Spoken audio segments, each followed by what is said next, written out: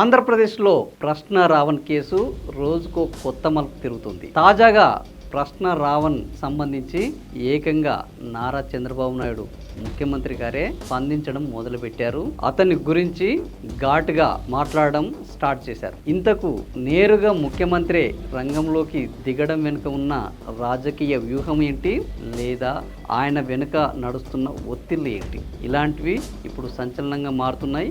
ఈ విషయం తెలుసుకోవాలంటే ఈ వీడియో స్కిప్ చేయకుండా చివరి వరకు చూడండి. ప్రస్తుతం ఆంధ్రప్రదేశ్ రాజకీయాల్లో సమస్యలే లేనట్లు పొద్దున లేస్తే 2-3 నేర వార్తల చుట్టే రాజకీయాలు తిరుగుతున్నాయి. అందులో ఒకటి ప్రశ్న రావణ్ కేసు. ప్రశ్న రావణ్ పవన్ కళ్యాణ్ డిప్యూటీ సీఎం గారిని ప్రశ్నిస్తూ ఒక వేదిక మీద మాట్లాడిన దాని మీద ఆయన మీద 4 కేసులు అయ్యాయి, 4 బెయిల్స్ వచ్చాయి. అయినా సరే ప్రశ్న రావణ్ కు బుద్ధి చెప్పకుండా వదిలిపెట్టేది లేదు.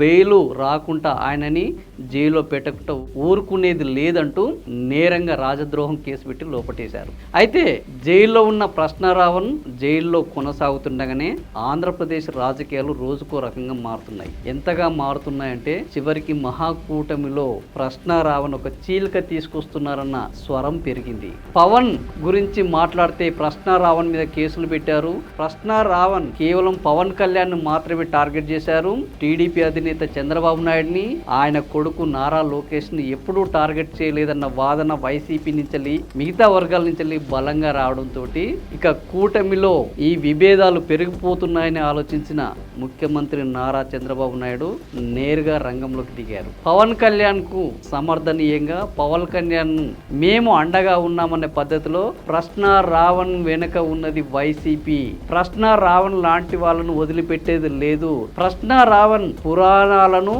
సీతమ్మ తల్లిని వీళ్ళను కూడా అవమానిస్తే వీళ్ళని ఎలా వదిలేస్తాం అనుకుంటున్నారు అనే ఒక ఘాటైన స్వరంతో ప్రెస్ మీట్ లో చాలా జోరుగా మాట్లాడారు. అసలు కేసు పెట్టింది పురాణాల మీద కాదు, కేసు పెట్టింది సీతమ్మని తిట్టారని కాదు, కేసు పెట్టింది శాస్త్రాలను దూషించారని కాదు, కేసు పెట్టింది పవన్ కళ్యాణ్ ని దూషించాడని. కానీ కేసుని పక్కదారి పట్టిస్తున్నది పురాణాలు, శాస్త్రాలు, మతం పేరుతోటి. నేరుగా ఒక ముఖ్యమంత్రి చంద్రబాబు నాయుడే ఒక ప్రశ్న రావణ్ యూట్యూబర్ గురించి ఆయన మీద పెట్టిన కేసుని పక్కదారి పట్టించే విధంగా మాట్లాడడం చూస్తుంటే ఆంధ్రప్రదేశ్ రాజకీయాలు ఎటువైపు పోతున్నాయి.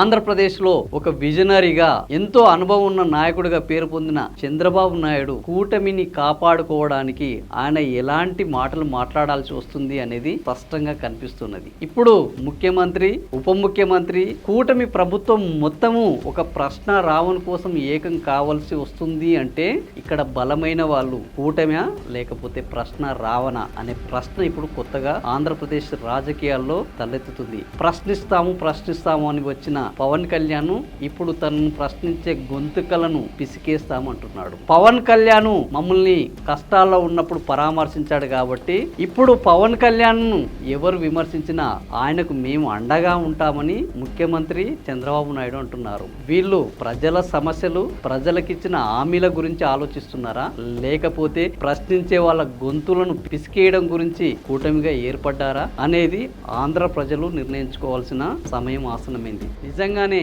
అభివృద్ధి చేయాలి, హామీలను నెరవేర్చాలి, ప్రజల సమస్యలను దూరం చేయాల్సిన పాలకులు ఈరోజు ప్రశ్నించే గొంతుకలను మీద తప్పుడు కేసులు పెడుతూ తప్పుడు ప్రచారం చేస్తూ రావణ్ణి జోసఫ్ అని, కమ్మ వ్యక్తి అని, దళిత వ్యక్తి అని రకరకాల లీకులను ఇస్తూ ఈరోజు ఒక వ్యక్తి కోసం ఒక ప్రభుత్వం మొత్తం పనిచేయడం, ఈ ప్రభుత్వ వ్యవస్థ ఎటువైపు వెళ్తుందని ఆలోచించాలి. నిజంగానే ప్రశ్న రావణ్ మీద వేసిన కేసు నిలబడుతుందా లేదా అనేది పక్కన పెడితే ఒక ప్రశ్నించే వ్యక్తి మీద ప్రభుత్వాలు ఏ రకంగా కక్ష సాధింపు చర్యలకు పాల్పడుతుంది ఇది ఒక ప్రత్యక్ష నిదర్శనం. నేను చెప్పే వాదంతో మీరు ఏకీభవిస్తే మీ కామెంట్ ని తెలియజేయండి. నచ్చితే నలుగురికి షేర్ చేయండి. బాగుంది అనిపిస్తే ఇలాంటి వార్తల కోసం మా ఛానల్ని సబ్స్క్రైబ్ చేయండి. Thank you for watching this video.